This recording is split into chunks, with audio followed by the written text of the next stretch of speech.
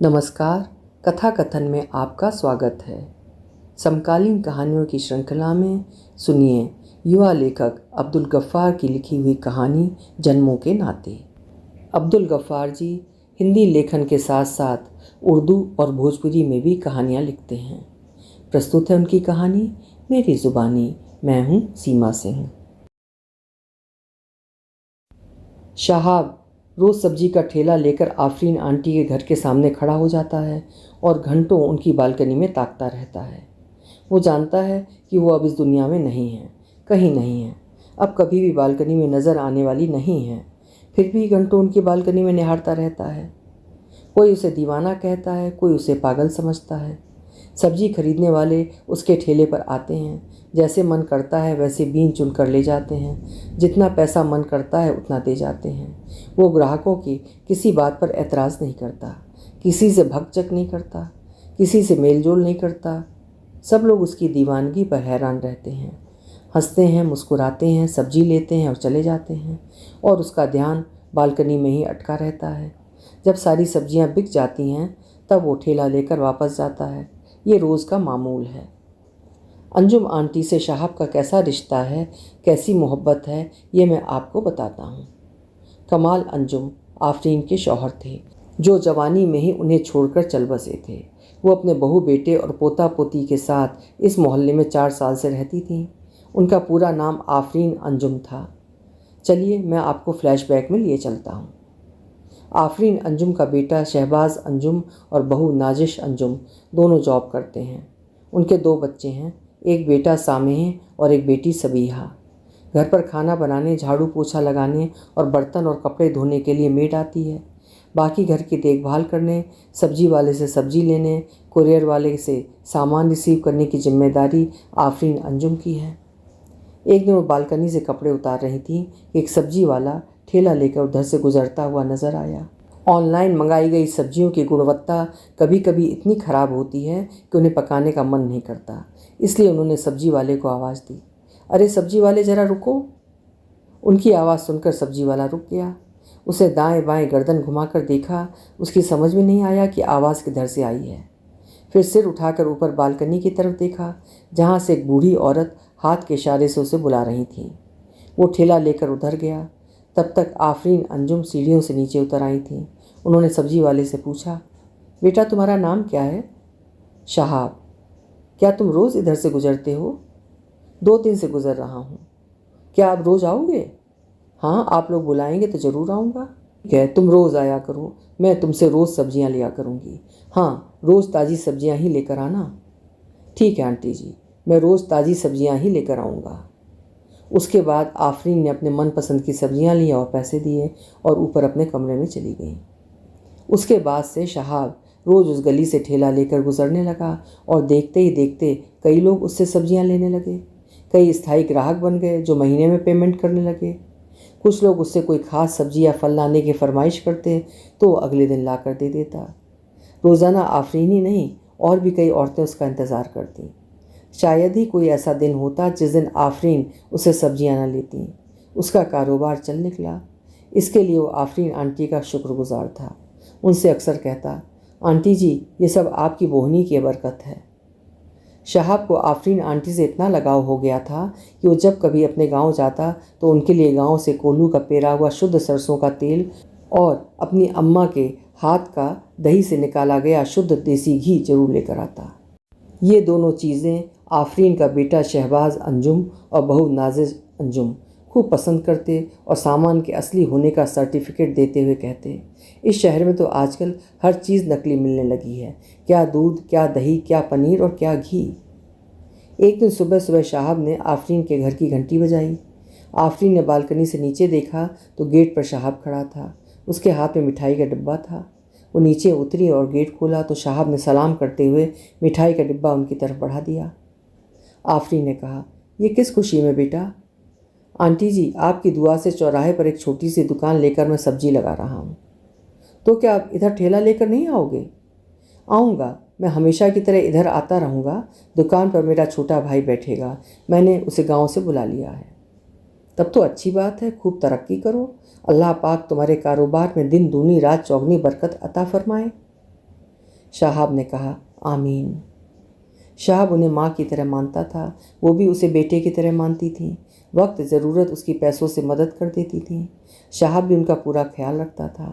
कभी बाज़ार से दवाई लानी हो या चश्मा ठीक कराना हो, इमरजेंसी लाइट, टॉर्च या छाता बनवाना हो तो वो बनवा कर ला देता था।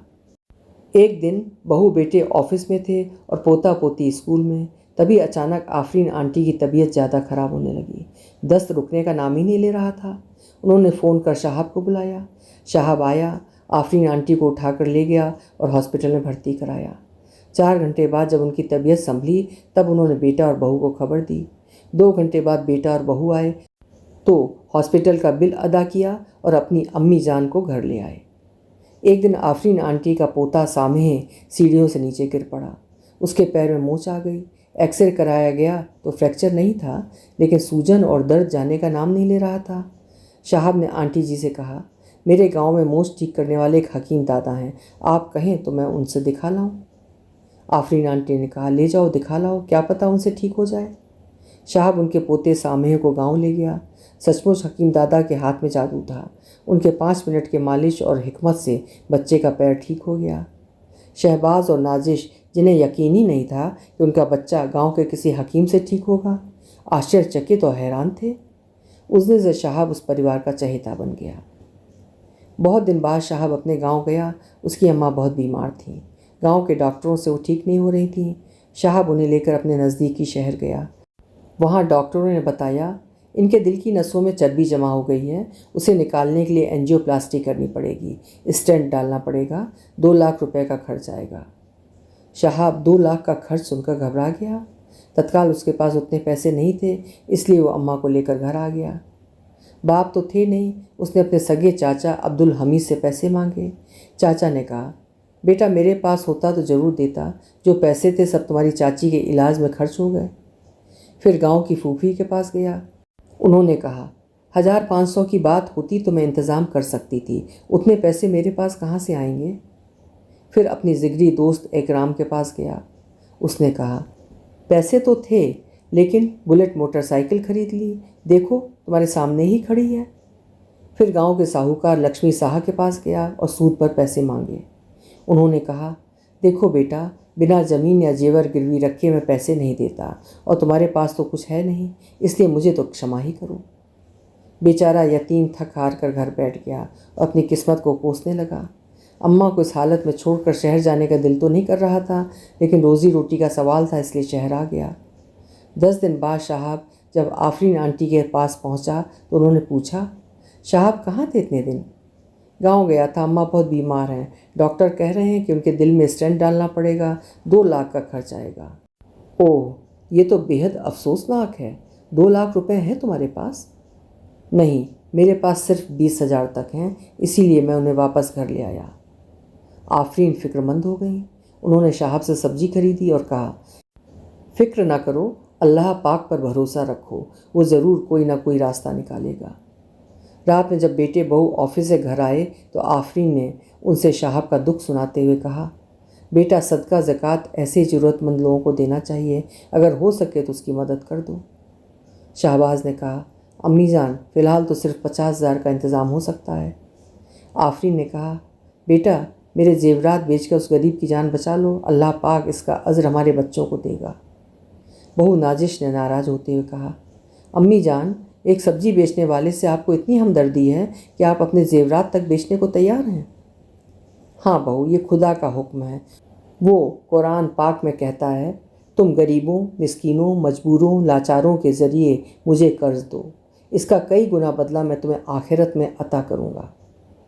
नाजिश बोली, पर अपने पास एक्स्ट्रा पैसे होने भी तो चाहिए।